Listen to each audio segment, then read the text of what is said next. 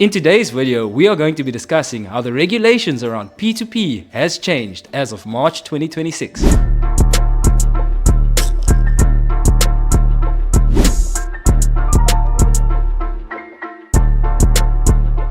It's always quick at Quick Trader.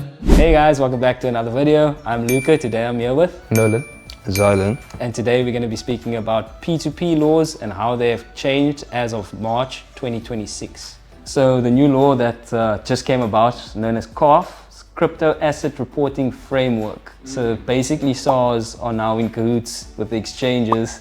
They can track all transactions back and forth, and now you do need to declare it's between 18 and 45% capital gains tax on every P2P win. So that's a new thing, which has been nice. I don't know if you guys feel any way about it, because I can tell you I'm not too happy. Well, my first guess, like if SARS is now implementing that, like for non-taxpayers, you know, that can implement like penalties now later down the line that they need to pay for. My thing is, right, what about all the P2P transactions that I've done already? Does that mean now I'm gonna have to be held liable for those? You know, that's also one thing that I'm a bit concerned about, because there was no inclination that this was coming until about a few months ago. You know. Well, I guess for new traders coming in, it's going to now open them up and like see this as, okay, I need structure coming into. I can see, I guess, the benefits behind it, you know, especially for newer traders and people trying on, just for the, so what I'm looking for, like legitimacy of your cryptocurrency. I guess it's gonna help with those regards. But also at the same time, it's just now a lot more paperwork and expenses incurred by us, you know. So I think there's pros and cons to this whole situation.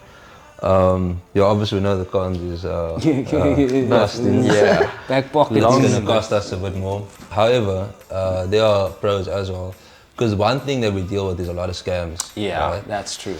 So because of this tightening up, there'll be less scams, you know. There is another one, which is the banks scamming us. So we've all, well, hopefully not all, but a lot of us have experienced problems with the bank and taking our money. So this is also tightening up on the banks.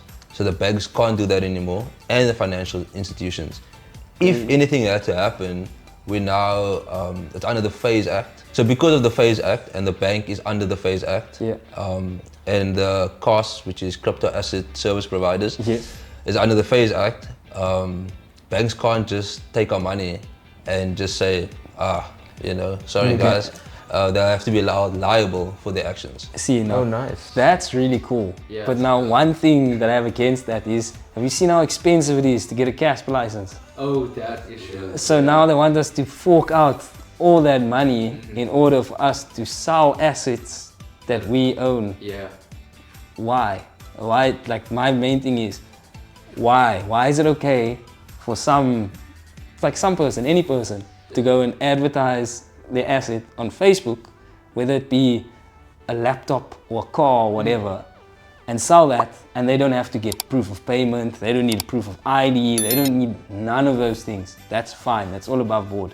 But for us to sell our own personally owned assets, now we need to go down the lines of getting track of their proof of payments, the sender's ID, we need to get track of all of those things.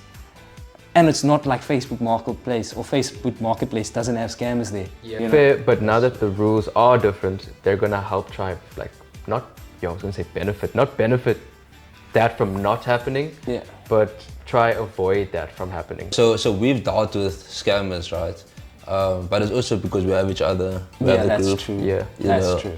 If you didn't have us and you're just a normal trader, you would die. It would be tough.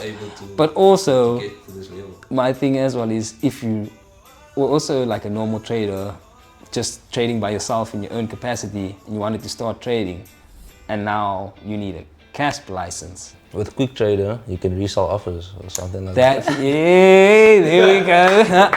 Something like that. You definitely can. You definitely can. Yeah. Just piggyback on other people's offers. Yeah.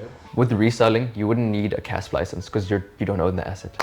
Okay, so you're just redirecting a client to that vendor's offer. Yes. And then he's holding the asset. He makes a sale. Exactly. Yeah. Essentially, he has the CASP license. Yes. Yeah. And then you're just charging like a finder's fee for bringing them towards the offer. With that affiliate structure. I see. Okay.